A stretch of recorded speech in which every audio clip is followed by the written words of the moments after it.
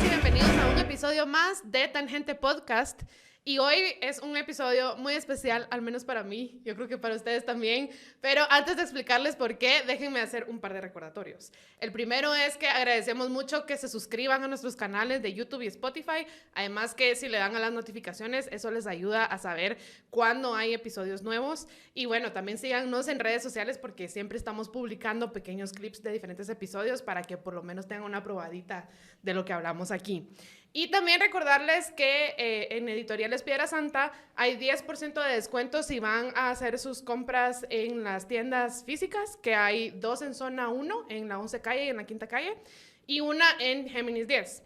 Además de eso, también tienen envío gratis a todos los libros que compren en línea, ya sea por medio de su página web o de redes sociales. Así que ya saben, si hay algún tema que quisieran explorar o alguna novela que quisieran leer, pues vayan a ver a Piedra Santa si encuentran por ahí el libro que están buscando. Y bueno, les cuento por qué este es un episodio especial para mí. Primero, porque es el episodio de despedida de Fátima Alfaro, que es, por supuesto, parte del equipo Tangente, como ustedes saben. Por ahí les voy a dejar un hilo de Twitter con todos los episodios donde Fátima ha salido como comentarista estelar. Y bueno, Fátima se va porque tomó una oportunidad importante académica que le salió, pues como era de esperarse. Y pues yo estoy muy orgullosa de ti, Fátima. Gracias, la verdad es que Tangente, desde que estábamos en Fíjese Qué, me ha permitido aprender mucho. Y también creo que los aportes que he dado vienen desde una postura que intento ser crítica, pero también intenté aportar desde lo que sabía y espero que cuando regrese pueda aportar todavía más. Así que muy emocionada de poder estudiar y de tener a nuestro otro invitado especial acá. Sí, el otro motivo porque este episodio es especial es porque aquí en este espacio hemos hablado de los abogados mucho. Qué terrible. Sí, y con razón, y hemos hablado mal. Pero la verdad es que Alfredo es uno de esos abogados que tú decís, este sí tiene mi admiración, pues porque cuando este país te sorprende y tú decís como todo se está yendo al carajo, qué impotencia, buscas y ahí está. Alfredo echando punta. Así que para mí es muy especial tenerte aquí. Gracias primero por la tan generosa presentación. De ninguna forma diría que soy de los que están metidos en todo. De hecho, hoy hubo una captura muy lamentable, una detención arbitraria en contra de una de esas abogadas que sí está metida en todo, y es Claudia González, ¿no? Entonces, bien, yo soy un abogado / académico, me gusta estudiar las cosas, me gusta el derecho internacional, me gusta el derecho constitucional comparado, pues soy nerd que le gusta... Que aquí son bienvenidos los nerds. Sí, efectivamente. Entonces, bueno, obviamente agradezco la invitación, pero no podía rechazar la invitación porque pues Fari se va y no la he podido ver. Entonces... qué mejor que aquí, ¿verdad? Exacto, una despedida que quede para la posteridad. Ajá. Pero sí, nada, soy un abogado que le gusta el derecho internacional y el derecho constitucional y le gusta que eso no esté solo en la teoría, sino que exista en algún lugar. Obviamente aquí en Guatemala no. Uh-huh. Y bueno, eso. ¿Y nos querés contar un poco de qué pasó hoy en la mañana? Sí, efectivamente hoy el Ministerio Público continuó con esta persecución política que tiene en perjuicio de diversos periodistas, exoperadores de justicia, defensores de derechos humanos y en general cualquier persona que perciba como opositora a la coalición gobernante. Y hoy, pues, nuevamente fue un paso más o un golpe más de esta persecución política en contra de la abogada Claudia González, que es la abogada defensora, a su vez, de Juan Francisco Sandoval, Xiomara Sosa, Leili Santizo, Carlos Paz. Es decir, estos nombres, si les suenan, son ex operadores de justicia que han sido perseguidos por el Ministerio Público. Alice Morán también es abogada defensora de ella. Es decir, yo realmente no les podría decir todos los ex fiscales y exmandatarios, es decir, que Claudia González ha defendido, Aníbal Argüello, David Gaitán. Aquí podríamos hablar de una lista larga de gente que ha sido perseguida de forma espuria por el MP y que a su vez ha sido defendida por Claudia González. Lo de hoy es trágico por varias cosas. Primero, porque a ella la detienen por ejercer su profesión. Y ejercer su profesión de manera digna, ¿no? Y dos, es que un montón de gente se queda sin defensa, ¿no? Ella es una penalista, y hay que decirlo. Y bueno, hoy en los videos que se hicieron virales queda patente lo buena abogada que es, ¿no? Hasta las condecoraciones que recibió, ¿verdad? Exacto, ha sido galardonada, pues obviamente llevó casos de alto impacto, ha llevado casos de alto impacto toda su vida, trabajó para la Oficina del Arzobispado de Derechos Humanos, es una mujer con una trayectoria intachable. Y el talante que tiene es espectacular. De nuevo, los invito a ver en Twitter los videos de cómo se le planta ella con los grilletes al personal, digamos, del juzgado 10º, cuando están tratando de notificarle solo por escrito algo manifiestamente ilegal. Pero ella lo hace con talante, ella no es una persona que... altanera ni nada. No, tiene mucho aplomo con la ley en la mano y así se ha enfrentado a la gente de estos grupos de choque que se dedican a perseguir personas, ¿no? La Fundación contra el Terrorismo, etcétera, etcétera, y lo hace de esa forma, con mucha contundencia y con la ley en la mano. ¿Y tú crees que ella se lo esperaba? Como... Desde hace ratos. Hace ratos. Desde hace ratos. Ella siempre decía, de hecho, tiene un humor bien curioso, ¿no? Y entonces... especial. Bien especial. Y entonces una vez fue de vacaciones y lo que me trajo de obsequio fue un deck de cartas, ¿no? Mire, cuando le toca estar detenido, así se entretiene. Prepárese para jugar solitario.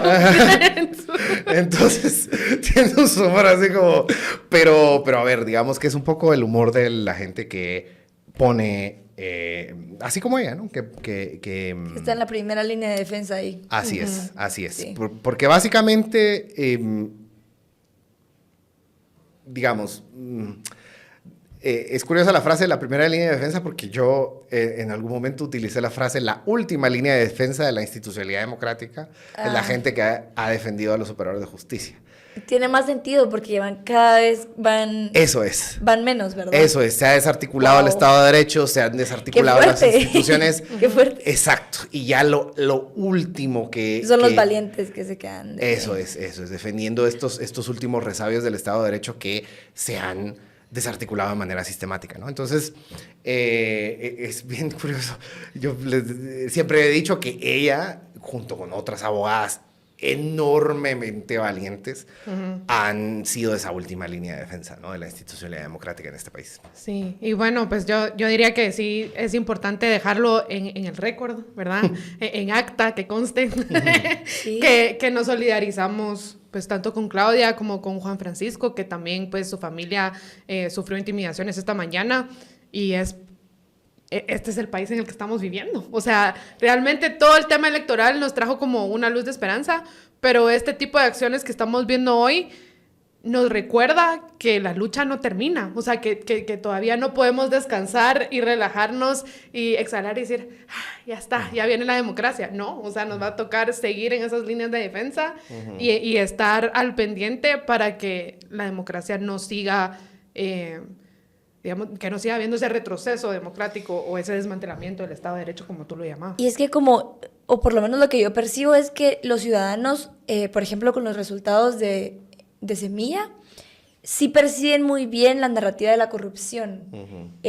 Lo tienen más como que cuánto se roban, lo que podría verse de infraestructura, las mejorías que podría haber hecho el Estado, los hospitales que no tienen insumos, etcétera. Eso es una parte importante. No estoy minimizando ese problema, pero cuando hablamos de las huizachadas del sector justicia, es algo mucho más difícil de comprender y de entender cómo es que está cooptado, porque se esconde detrás de los legalismos.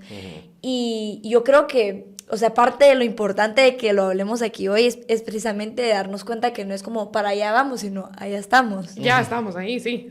Y que tal vez no tenemos que usar los servicios de justicia todos los días como ciudadanos, pero el momento en el que lo vamos a necesitar va a ser crucial para nuestra vida y saber que eso está cooptado o que incluso van a ir detrás de ti por algo que es totalmente ilegal, es algo que ahí sí, ¿quién te va a defender, verdad? Es como lo que hablábamos de Bernardo, que le están armando planes para atentar contra su vida y los planes vienen desde el mismo Estado y quien te debería defender, entonces ahí sí, ¿quién te ampara? No vamos a hacer alusiones al candidato de Ecuador que falleció, porque él en su discurso estaba diciendo, yo no necesito chaleco antibalas, el pueblo es mi chaleco antibalas, ¿se imaginan? Y luego recibió un disparo. O sea, para mí eso es como, sí suena poético decir el pueblo, pero al final no podemos hacer nada si no tenemos un aparato estatal que responda ante estos problemas. Entonces, desmantelarlo es literalmente quedarnos sin nada. Exacto. Sí. De hecho, digamos, es interesante lo que mencionabas de la posición en la que se encuentra el Partido Semilla, porque,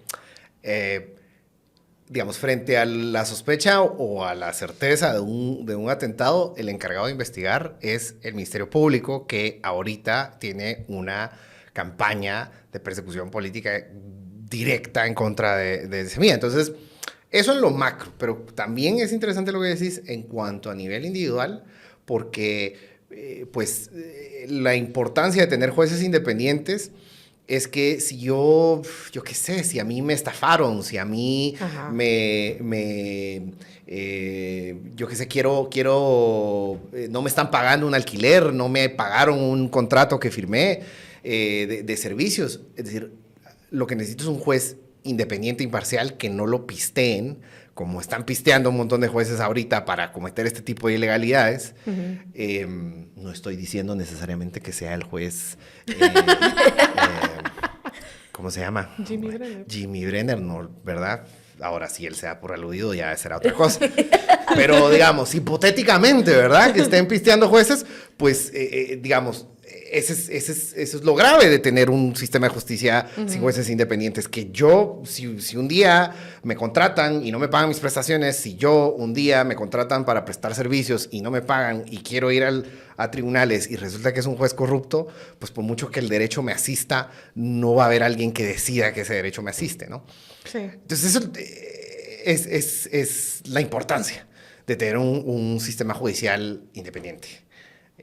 Y fuerte y autónomo. Y bueno, originalmente el tema que íbamos a hablar no era este, o sea, ahorita entramos en esta tangente, que aquí son permitidas las tangentes, pero cuando a Fátima le pregunté de qué querés que sea tu episodio de despedida, pues uno de los temas que mencionó fue libertad de expresión. Y justo venimos de un fin de semana en que Consuelo Porras, nuestra fiscal general, pone un amparo ante la Corte de Constitucionalidad, pues básicamente haciendo un berrinche porque no le gusta lo que hablan de ella en redes sociales e incluso colocando en los anexos impresiones de tweets donde la gente simplemente está criticando su gestión y pidiéndole la renuncia. Y según ella, eso es obstrucción de la justicia. Pues bueno, hoy por la mañana ya la Corte de Constitucionalidad negó el amparo, pero de cualquier manera, esto nos dejó pensando todas estas horas o estos días en cómo es posible que mi libertad de expresión signifique una supuesta amenaza a, no sé, al MP, a Consuelo Porras, o incluso sea considerado una obstrucción a la justicia. Entonces, queremos explorar un poquito acerca de la libertad de expresión, qué significa libertad de expresión, qué límites tiene y cómo están las condiciones de la libertad de expresión aquí en Guatemala. Y un poco antes de que dejemos a nuestro gran invitado que nos ilumine ahí, a mí me llama la atención el hecho de que, o sea, como que a la fiscal general le haya pasado eso por la cabeza. O sea, el simple hecho de que eso haya sido posible, lo considero un acto de intimidación. Porque las personas que estaban en los tweets, o sea, yo vi, por ejemplo, los comentarios y les decían como ánimo, fuerza, y así como, bueno, no funciona mucho así, pero el simple hecho de que ponga eso de ciudadanos con cuentas, ni siquiera eran cuentas que tenían muchos seguidores, así como alguien que emitió su opinión así súper X, claro, lo consideraría yo. El hecho de que diga, esto puede ser usado como evidencia, yo me pregunto, ¿estas personas van a volver a tuitear algo así? Aunque la corte haya dicho lo que haya dicho, probablemente no. Es como decir, mira, te estoy viendo, el alcance de lo que estás publicando, por más que no tengas tantos likes, igual y te puedo ver. Y para mí, eso o sea, eso tiene muchísimo peso. Pues no entiendo cómo lo considero posible, pero las consecuencias, que seguro es lo que vamos a hablar ahorita, son innegables, pues. Sí. Sí, bueno, yo diría que no es tan tangente, ¿no? A lo O que sea, estamos... sí está alineado. Es bastante, ¿no? Porque quizás la única arma que tiene la ciudadanía en contextos crecientemente autoritarios como de este país, pues es la libertad de expresión, ¿no? Es decir, la única forma o una de las herramientas más fuertes, además del voto, es poder vocalizar el disenso, poder pedir una renuncia. Y esta interpretación, y otra vez hablábamos de las huichachadas, ¿no? Esta interpretación, esta innovación jurídica, ¿no? Que pedir... Miliquista. Ajá, exacto. Esta es la vanguardia, ¿no? Las de estas mentes jurídicas del mañana. Parece ser que pedir la renuncia de un funcionario público es un ataque a su independencia.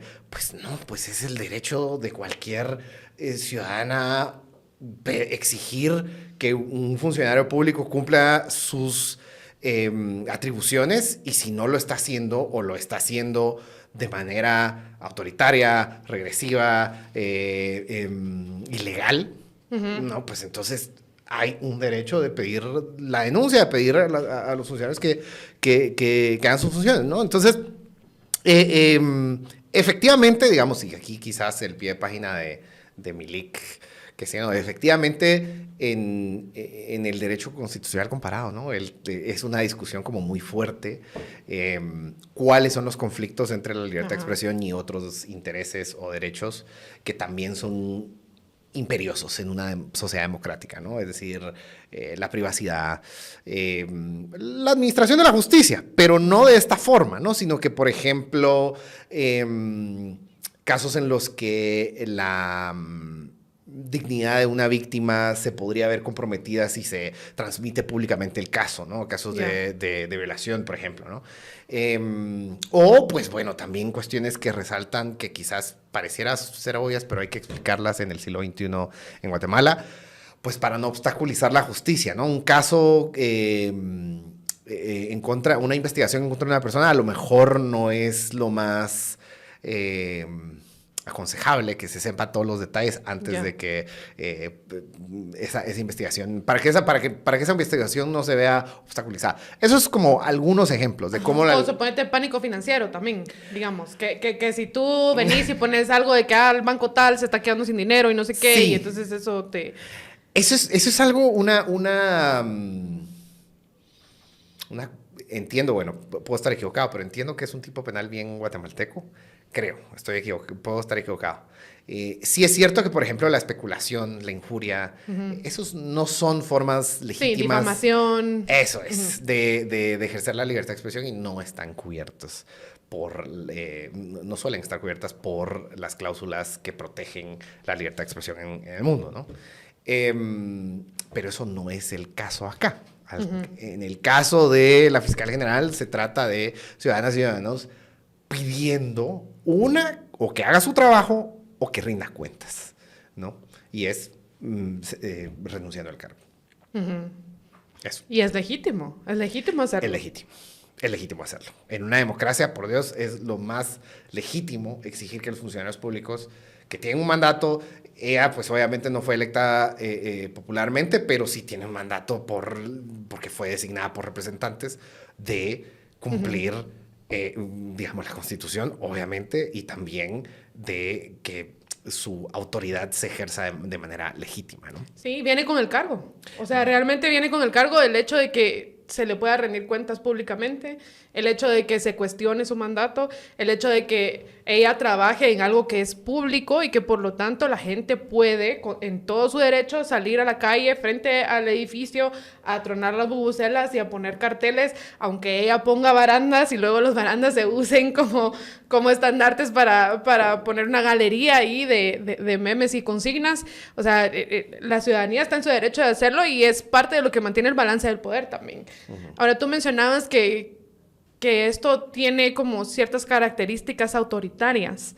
Háblanos un poquito de eso, de qué tan autoritario está el régimen ahorita en Guatemala y cómo podemos, digamos, porque normalmente un ciudadano, pues que quizá no está tan empapado de temas de política, sociología, etcétera, puede pensar, no, autoritarismo solo es, no sé, un Mussolini militar, o un militar, una dictadura o lo que fuera, o un, no sé, un Chávez o lo que sea. Pero sí hay autoritarismo ahora en Guatemala. Entonces, ¿cuáles son esos síntomas o esas pequeñas señales de alerta que un ciudadano puede decir, esto es una medida autoritaria y entonces no hay que permitir que siga avanzando el autoritarismo aquí? Ahorita no me recuerdo si es Dorsen o... es un constitucionalista estadounidense que tiene una frase bien simpática sobre esto, ¿no? Y que es como una de las pruebas de salud de una democracia es que tanto se puede criticar a funcionarios públicos, ¿no? Entonces, y claro, y esto no solo se refiere a que una crítica a un funcionario público tenga una consecuencia legal, sino que tanto está dispuesto un ciudadano o una ciudadana a públicamente criticar a un funcionario público, ¿no? Y entonces estas acciones a ver, no diré criminalizar, porque efectivamente no se está iniciando un proceso penal en contra de estas personas, pero el hecho de una acción legal basada en este tipo de opiniones es una consecuencia en contra de... una consecuencia de ejercer la libertad de expresión, ¿no? Eso no es normal en las democracias. No es normal. No es normal que la jefa del Ministerio Público de un país se sienta amedrentada por la crítica pública. Y entonces, bueno, ya entrando como a los términos del leguleyo, ¿no? Típicamente, digamos, el derecho internacional, por ejemplo, divide el tipo de discursos que son protegidos y discursos no protegidos. ¿No? Vamos a hablar de los discursos no protegidos después, pero uno de los discursos que tiene mayor protección en el derecho internacional es el discurso sobre asuntos de interés público. Entre ellos se encuentra el desempeño de un funcionario público, ¿no? Entonces, digamos, este umbral de protección incluye no solo que no se le persiga a las personas, sino que no tengan consecuencias ulteriores, es el término, o sea, consecuencias ex post, la emisión de la opinión sobre asuntos de interés público. Sea, literalmente, si no te dan un trabajo porque vieron que en tu cuenta de redes sociales emitís opiniones políticas, pues... O sea, como que desde ese tipo de cosas, que ¿a eso te referís? Me refería, digamos, estricto sensu, me refería a, yo qué sé, por ejemplo, le pidan a alguien enfrentar un proceso civil o un proceso penal o perder su trabajo por una expresión, ¿no?, crítica. Ahora, estas otras son restricciones indirectas, las que mencionas tú, ¿no? Las restricciones indirectas al ejercicio de la libertad de expresión. Ese es un ejemplo maravilloso y típico, ¿no? Que las personas sienten el término es chilling effect, ¿no? O sea, un efecto. Sí, como que te da escalofríos, digamos. Ajá, chilling effect. Y entonces, pero ya no me recuerdo cómo lo traducen en castellano. Creo que ese efecto... Ya no me recuerdo, pero sí, el literal es chilling effect, es un escalofrío de miedo, ¿no? Ajá. Ahora, ¿qué quiere decir esto? Es que yo me autocensuro, ¿no?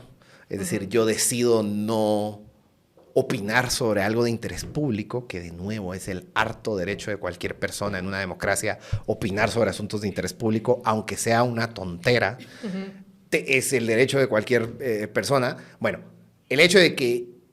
Y esto estoy seguro, y aquí mensaje a la nación diría... Esa es tu cámara, sí, adelante. Ajá. Si hay alguien de la audiencia que en este momento esté haciendo cuentas de, sí, yo no me meto a hablar cosas de política porque me puedo quedar sin trabajo, eso no es normal. Eso no es normal en ninguna democracia que se aprecie de serlo. Entonces, esas son restricciones indirectas a la libertad de expresión. Y a mí lo que me llama la atención es como que hay un juego de percepción ahí. O sea, en donde lo que no es normal en última instancia es que yo perciba que al Estado es algo a lo que le tengo que tener miedo.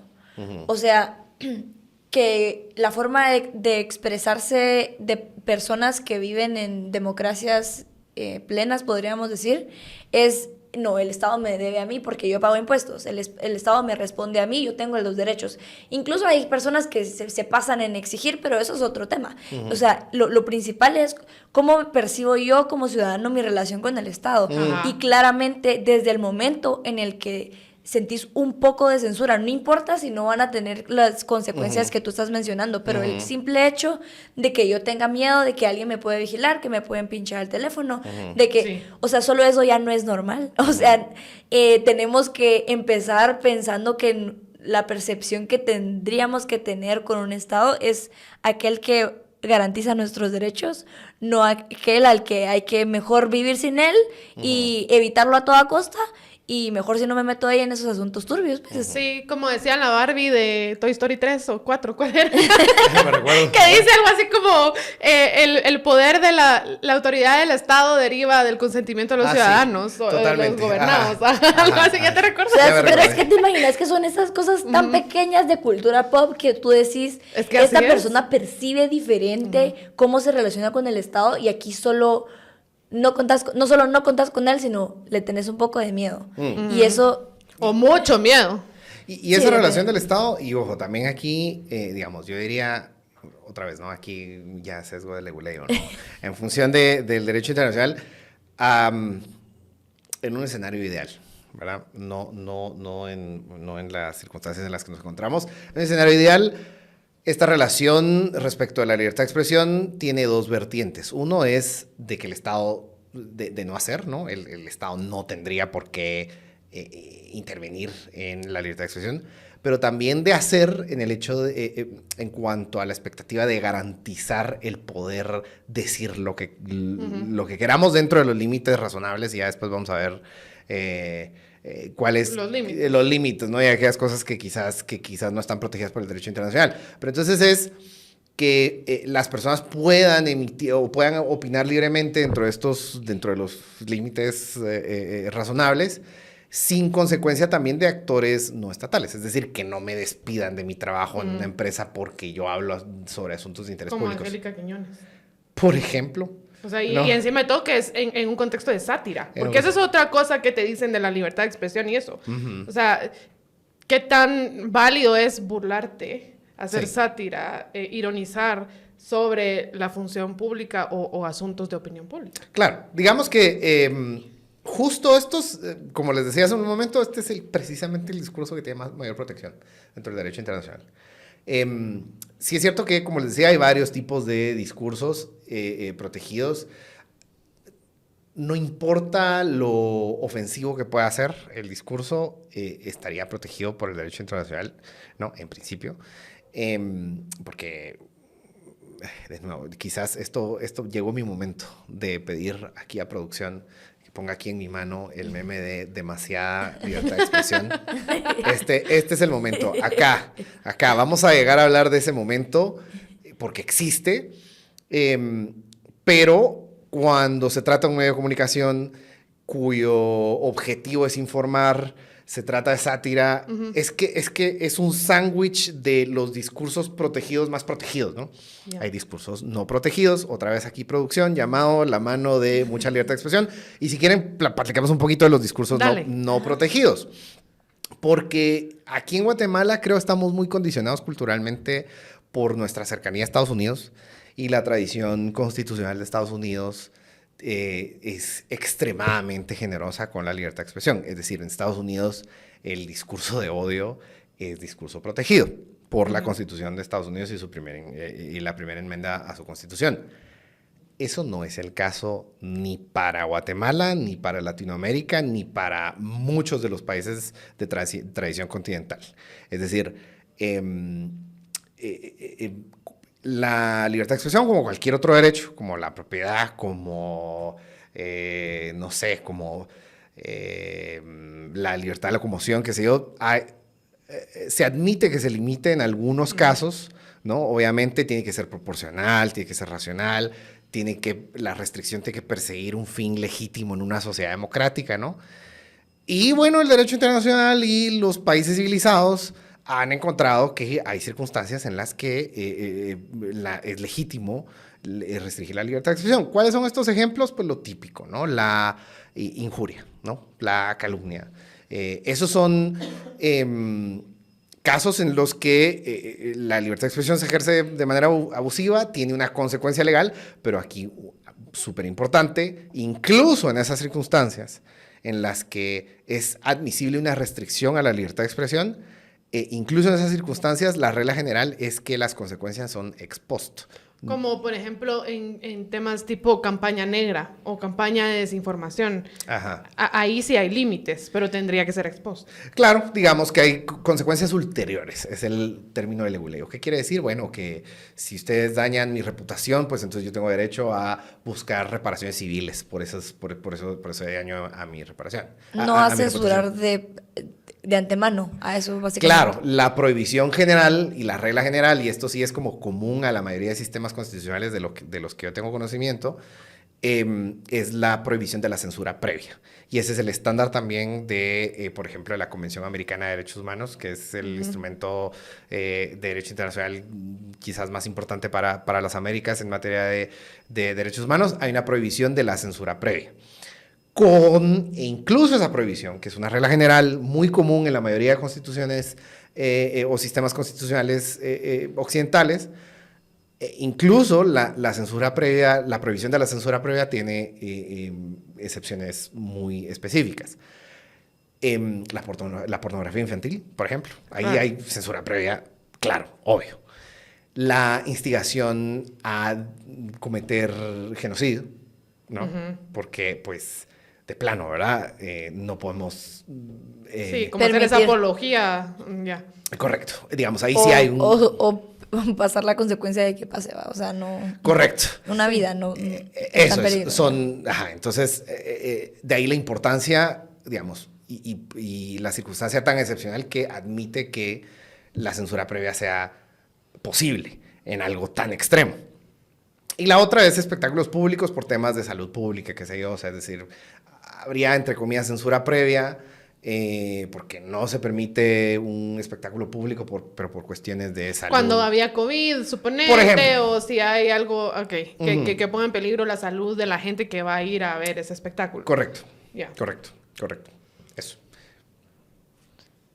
O sea, que básicamente hablamos que hay discursos que entran dentro de lo que está protegido, pero dentro de eso, o sea, podemos jugar dependiendo del país en el que estemos. Bueno, sí. Digamos que el alcance de la protección, o sea, ¿qué es discurso protegido? Sí varía un montón, dependiendo de los países. Es decir, el alcance, por ejemplo, de la privacidad, digamos, condiciona el alcance del discurso protegido. Y bueno, yo creo que conforme el Internet... y las redes sociales se asentan a lo que son, pues vemos más legislaciones, por ejemplo, para proteger de revenge porn, ¿no? De esta pornografía de venganza, ¿no? Esto me imagino la audiencia de ustedes. Pues, la verdad es que no conozco, pero no lo google.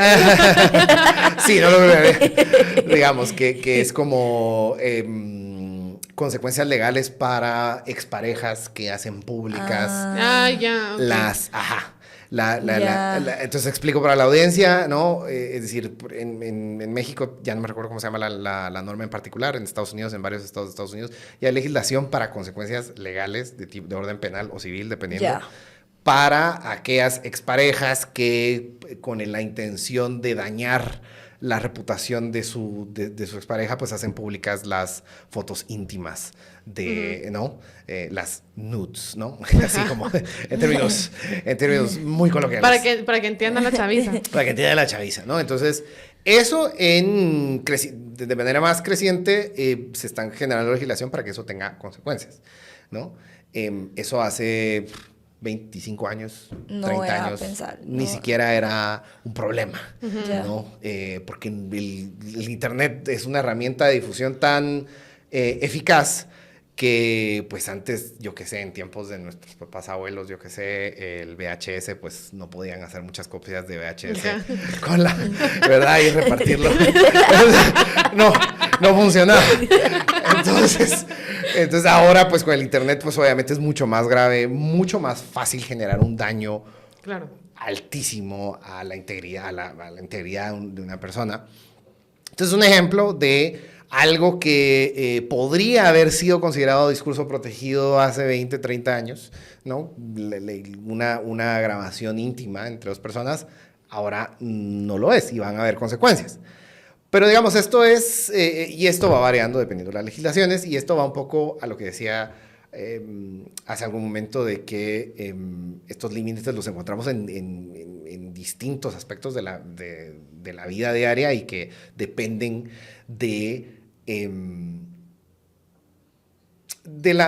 incluso la importancia que se le da en un país determinado a la libertad de expresión.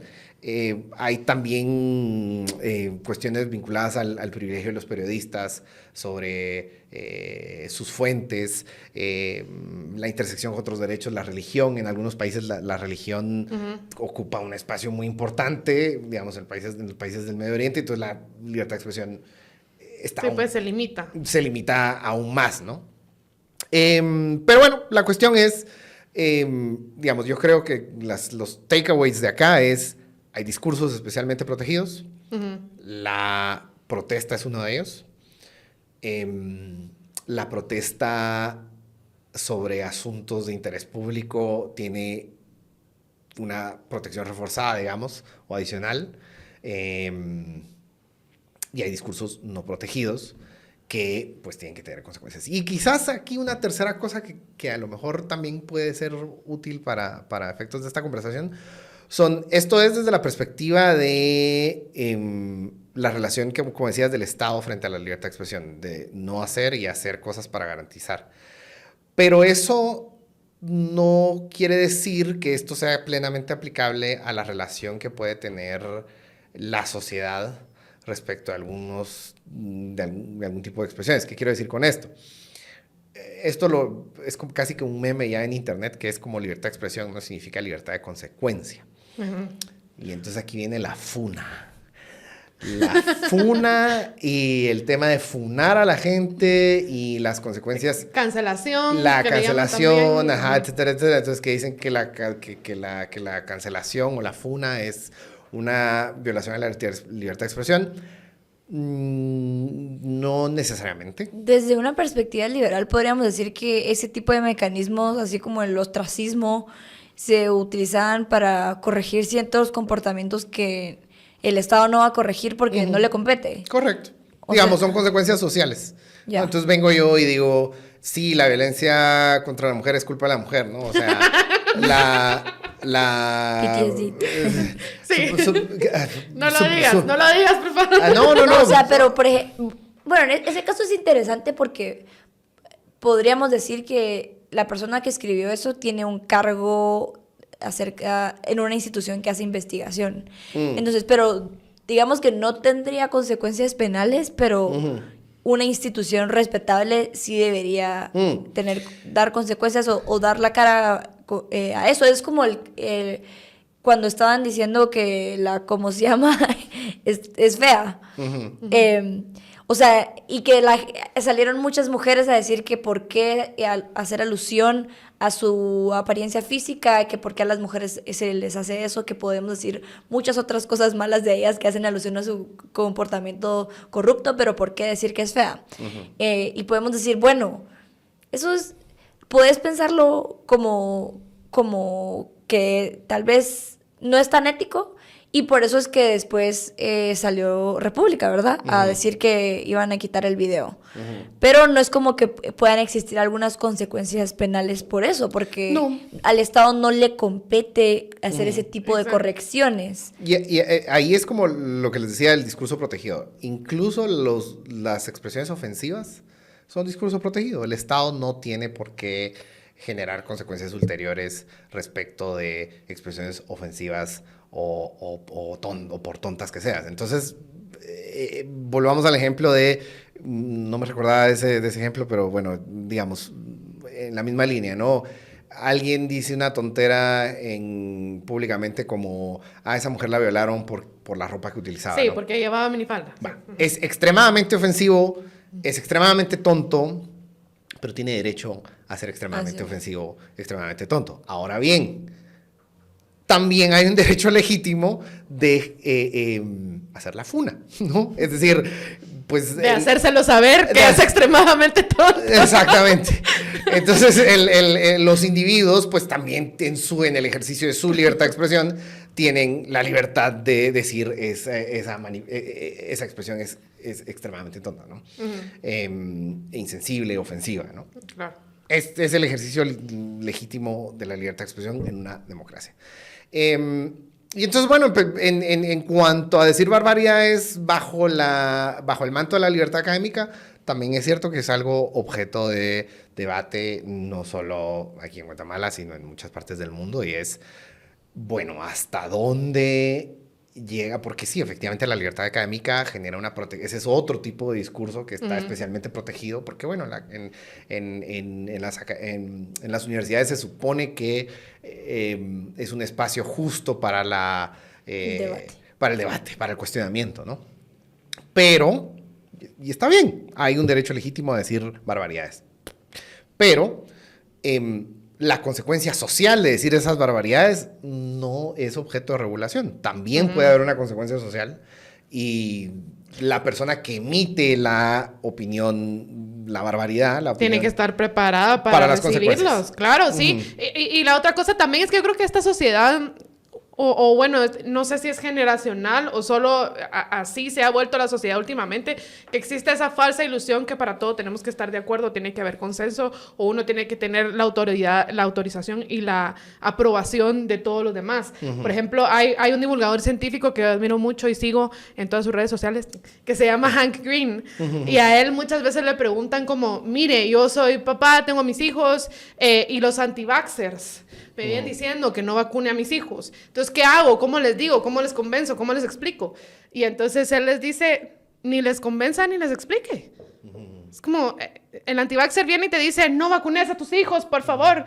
Y tú les decís, gracias por tu preocupación, vas y vacunas a tu hijo. Es que no necesitas que el antivaxxer esté de acuerdo contigo, ni que te dé su aprobación, ni que autorice, ni nada, pues.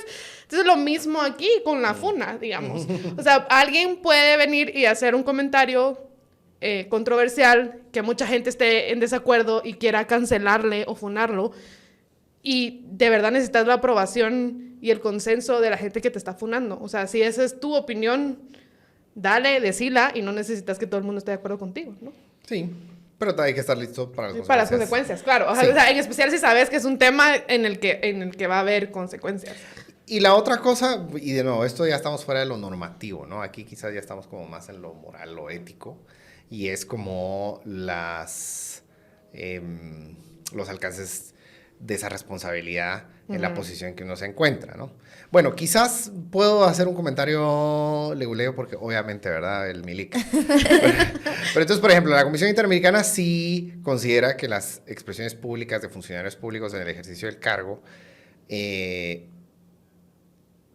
digamos, merecen un escrutinio adicional porque sí tienen impactos. Claro, están en una posición de poder. Correcto. Y entonces uno podría hacer la analogía o el mutatis mutandi, ¿no? Con alguien que está en una posición de poder en una institución académica o alguien que está en una posición de poder, no lo sé. ¿En un medio? En un medio de comunicación, por ejemplo. Lo que pasa es que los medios de comunicación, por la naturaleza... Tienen otro propósito. Tienen otro propósito. Sí. Y el estándar, por ejemplo, otra vez el tipo de discursos protegidos es tan alto que lo que exige el derecho internacional para generar consecuencias ulteriores para lo que diga un periodista es que hay que demostrar la real malicia, se llama, ¿no? ¿Y qué es esta real malicia? Se puede confundir y Eso es. Y no necesariamente tiene que tener consecuencias. Sí, es que si no, no tendría sentido. O sea, tendrías que ser perfecto para poder ejercer. Eso es. Ya. Entonces, lo que hay que demostrar para la consecuencia legal, la que sea, normalmente tiene que ser de orden civil, es que el periodista sabía que estaba mintiendo, sabía que no era la información correcta y aún así decidió hacer pública la información que menoscabó la integridad, la reputación de otra persona, ¿no? Eso es algo bien difícil de probar, perdón. No, y yo ya estoy pensando en otra cosa, pero sí ya terminó este punto, porque hace un ratito decíamos lo del autoritarismo, ¿no? Que tú decías, uno podría pensar, vamos a llegar a ese punto, pero en realidad ya estamos aquí. Hablemos de qué significa ese ya estamos aquí y cómo salimos de aquí. Claro. A mí me gustaría, o sea, yo creo que estos espacios son importantes precisamente por eso, porque necesitamos disentir y en la manera en la que nos incomodamos hablando de política, de religión, incluso de fútbol, ese callo de la tolerancia, pero también de aprender a discernir qué argumentos sí, qué argumentos no, nos vamos haciendo más familiares con eso y la cultura de debate, yo sueño algún día que crezca, por lo menos iniciando en los ambientes académicos que sabemos que incluso en las universidades de aquí no se fomenta. Pero es muy importante estar en desacuerdo con lo que sea. Y a mí me llama la atención el caso hoy de Samuel Pérez, ¿verdad? Que salió un video donde estaba ebrio y la gente lo criticó mucho y habían personas que decían que a otros diputados hubiera sido las consecuencias, como que sus fans hubieran sido más críticos con ellos, pero a este diputado se le va a dejar pasar. Y yo digo, yo creo que es al revés. Por lo que percibo es que a los diputados de oposición y que se les persigue incluso más. Y tenemos que ser...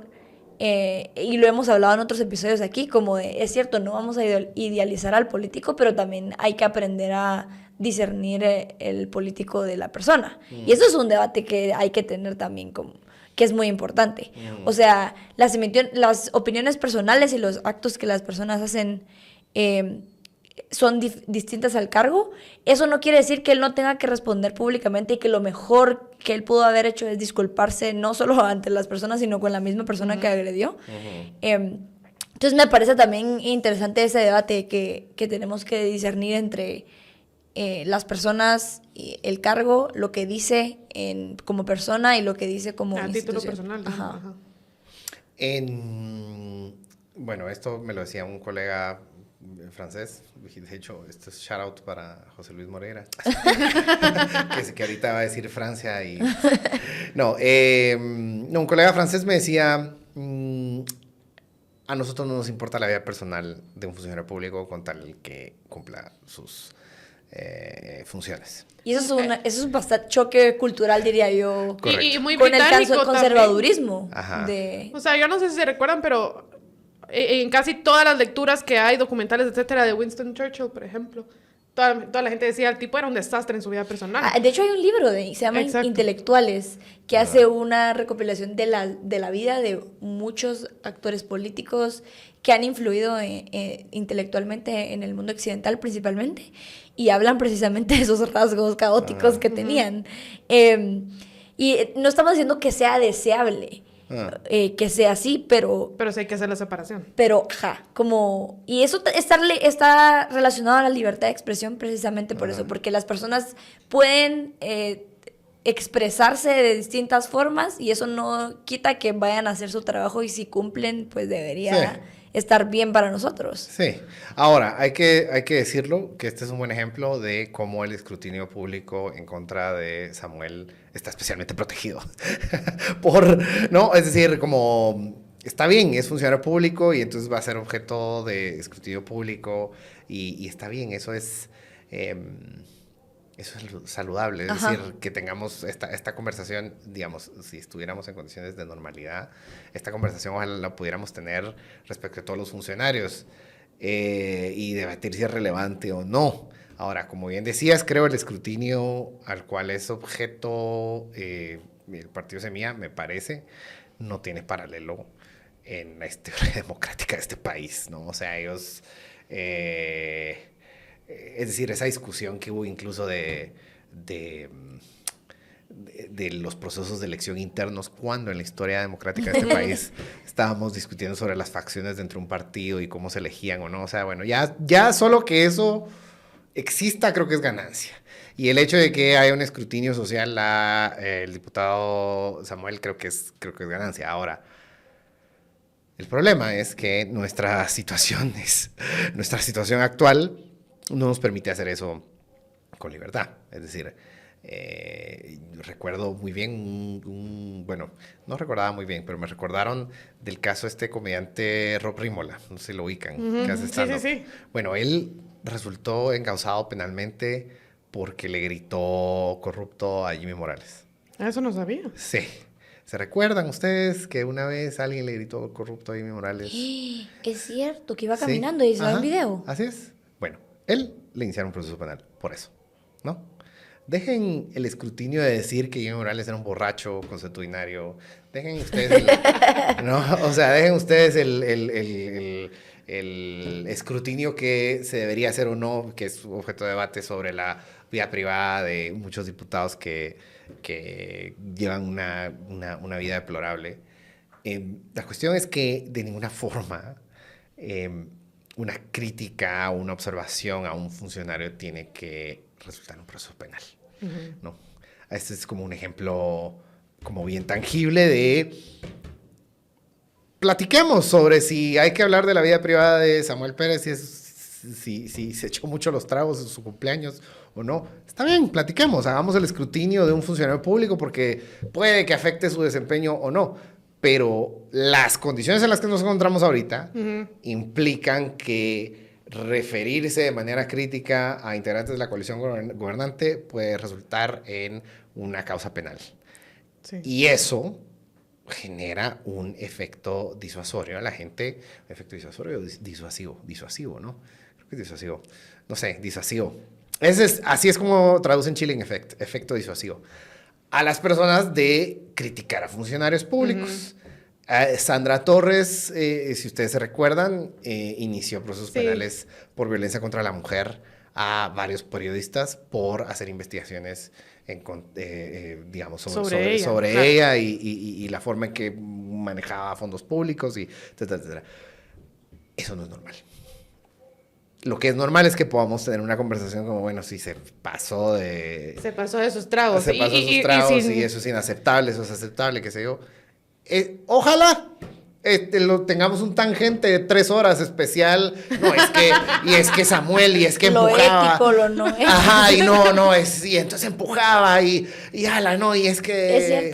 Es cierto. ¿Verdad? Pero la situación en la que estamos ahorita tenemos un tangente de 1 hora en la que tenemos que cuestionarnos si es posible hacer en libertad escrutinio público a funcionarios en el ejercicio de su cargo. Sí, y eso, lo del ejercicio de su cargo es elemental. O sea, porque al final eso es lo importante, ¿no? ¿Cómo va a desempeñarse en su cargo independientemente de lo que hizo en su vida personal? Lo que sí te sé decir es que si se tomó su Paris Smart antes de tomar, luego cuando vaya a ejercer su cargo lo va a ejercer mejor porque no va a tener los efectos de la resaca y habrá protegido su hígado.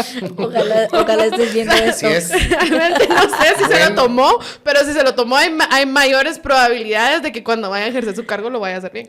Sí. Por eso, si van a tomarse sus tragos en su vida personal, primero tómense su Paris Smart. Ok, ojalá me paguen a mí Paris Smart por introducir este tema. Por introducir la frase de Miguel Ángel Asturias, había dicho. También. ¿Cuál es la frase de Miguel Ángel Asturias? De que en este país solo a verga se puede vivir. Probablemente el diputado estaba, ¿verdad?, haciendo ejercicio, o sea, estaba poniendo en práctica esa frase. ¿No? Sirvió su panorama en el Congreso y dijo, no, ni modo. Tengo que sedarme. No, es que de verdad, o sea, yo creo que este tipo de tensiones, por ejemplo, yo que lo digo como espectadora, o sea, tú estás más relacionado con las personas que están en ese ejercicio, pero uno que lo ve desde espectador y sabe que no puede hacer nada de forma inmediata, solo te causa una tensión que entiendo por qué muchas personas deciden ignorar el tema, decir, ya no importa, me voy a enfocar en hacer dinero, dice mucha gente, y es como, bueno, eventualmente ni eso se va a poder hacer, pero es el hecho de que sí, hay que empezar a verlo. Y Goyo dijo el otro día una frase que me llamó la atención, que decía algo así como, es que si solo unos hablan, es más fácil como hacer señalamiento a esas personas. Pero si muchos hablan y como que te acuerpan, es mucho más difícil. Sí. Y yo creo que hablábamos de cómo podemos hacerlo y es replicando el actuar de esas personas valientes para que se sientan acuerpadas no solo necesariamente con un tweet de te apoyo, ánimo, Sí. ahí, Sí.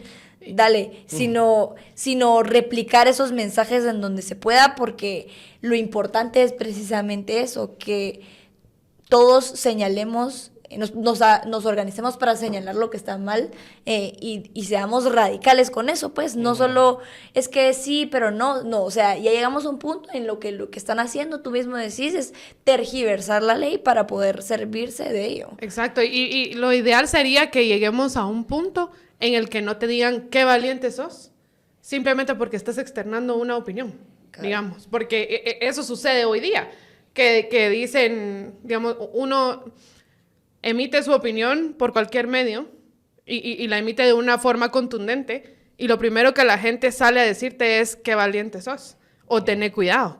Y eso es lo que algún día esperemos no suceda, que sea de lo más normal que la gente pueda emitir su opinión por cualquier medio de manera contundente y que eso no implique un acto de valentía. A mí haciendo la lectura política de lo que pasó con la fiscal general, o sea, ella de verdad esperaba que la CC respondiera diferente. O sea, así sinceramente, porque lo hemos dicho otras veces, ¿será que esta gente es mula o se hace? Porque yo digo, o sea, no sé si tiene conocimiento a profundidad de lo que estás hablando hoy de constitucionalismo comparado, pero en mi opinión lo que hizo la CC era lo que tenía que hacer y Exacto. era lo que iba a pasar. Claro. Entonces, ¿cuál era el propósito de hacer eso? Sí. O sea, de verdad yo digo, ¿tiene que existir algo o de verdad esa gente solo pone amparos y como Sí. caiga? No entiendo. A mí me gustaría saber qué le pasa por la cabeza. Claro. Yo veo dos explicaciones a eso y quizás para que veas que no es tangente, sino que está muy relacionado a los temas con los que comenzamos y para hacer full circle. De los casos que más o menos he podido enterarme y qué sé yo, de persecución política, ninguno de los que he podido revisar o más o menos estudiar, qué sé yo, ninguno se sostendría, duraría 30 segundos en un tribunal serio. Así es. Lo mismo este amparo, ¿no? Ahora, como desde, digamos, esto yo creo que ustedes ya lo han discutido mucho, digamos, el derecho dejó de importar en este país hace muchos años. Y esto más bien, creo, digamos, más allá de los méritos legales, o es una señal de desesperación, Eso. o es que había una expectativa de que hubiese otro resultado. O no se coordinaron tan bien. Ajá. O es mandarle esa señal. Es el decir, miren, a mí me imprimen sus tweets y yo los leo aquí. Yo los estoy viendo. También, intimidación. Es que me parece... Y eso es a mí lo que me cuesta mucho de entender de ese actuar es precisamente eso, ¿verdad? A veces parece que se coordinan, a veces parece que no, pero la intención es clara, ¿verdad? Como que van a intentar por cualquier vía. Y ahí es cuando uno se da cuenta de que es evidente la huizachada de que intentan por donde sea meter y si le sale, pues qué bueno, ¿verdad? Y si no, pues probemos por otra vía, pero es evidente la desesperación a este punto creo que también es... Sí, Sí. totalmente. Sí, yo creo que, digamos, a todas luces demuestra lo aislada que está. Y eso es bueno, Sí, definitivamente. ¿no? Pero también es malo porque Entonces la desesperación Medidas aumenta y puede hacer de desesperadas. todo, dices tú. las medidas, digamos, es un animal herido, encerrado, pues es más peligroso, ¿no? Es más violento.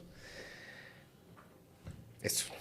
Bueno, mis estimados, se nos acaba el tiempo. Yo no sé, Fátima, este era tu episodio de despedida. ¿Hay algo más que hubieras querido hablar? Que discutir? espero yo que el nivel de los tangentes vayan por la dirección de lo que decía Alfredo y que podamos tener discusiones, que no sea solo alarmarnos acerca de la coyuntura y recordarle a la audiencia que de verdad estamos en un punto crítico, sino que tengamos cada vez discusiones de cómo podemos mejorar con mejores propuestas. Yo de verdad espero regresar a una Guatemala un poquito mejor, aunque sea. Y ha sido un gusto compartir con todos ustedes. La persona que me dijo que me parezco a Kylie Jenner antes de tunearse, no lo voy a olvidar. No sé si es bueno o malo todavía. Ya me dijeron que ya no borran los comentarios porque ya no, en algún momento se pensó si se borraban los comentarios o no los videos. Después fue como la libre expresión y que cada quien diga lo que sea, así que si quieren decirlo, pero no libertad de consecuencias, ¿va? Entonces el que puso que Fátima se parece a Kylie lo voy a funar. Es broma. Esa es su consecuencia. Es broma, pero espero que sigan escuchando Tangente y que sigan proponiendo temas acerca de lo que les gustaría aprender y conocer, porque yo creo que tenemos siempre invitados de lujo, la verdad.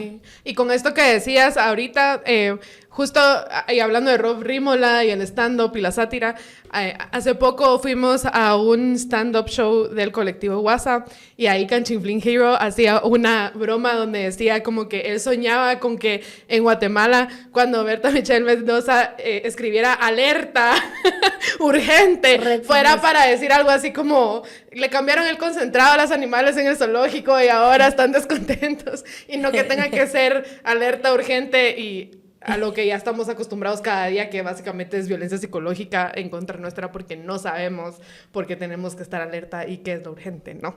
Correcto. Ojalá algún día una Guatemala donde no tengamos que preocuparnos cada mañana para preguntar con qué salieron ahora, ¿no? Y bueno, pues gracias Alfredo por atender a la invitación a pesar de que te tocó un día tan difícil. Y gracias a ti, Fátima, por todo, por estos episodios que estuviste en Tangente, por ser parte del equipo. Te deseamos todo lo mejor y yo estoy segura que vas a ir a brillar allá y aprender un montón, disfrutar mucho esta experiencia. Y gracias a la audiencia por acompañarnos en un episodio más y nos seguimos escuchando. Muchas gracias. Gracias. Gracias.